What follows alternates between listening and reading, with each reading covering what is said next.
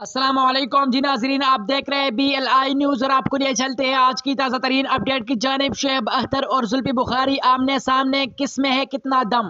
وزیر اعظم عمران خان کے سابق معاون خصوصی زلفی بخاری نے راولپنڈی ایکسپریس یعنی شعیب اختر کا چیلنج قبول کر لیا۔ پاکستان کے سابق فاسٹ بالر شعیب اختر دنیا کے تیز ترین گیند کرانے والے بالر کے طور پر جانے جاتے ہیں، جن کا سامنا کرنے سے بڑے بڑے بلے باز گھبراتے تھے۔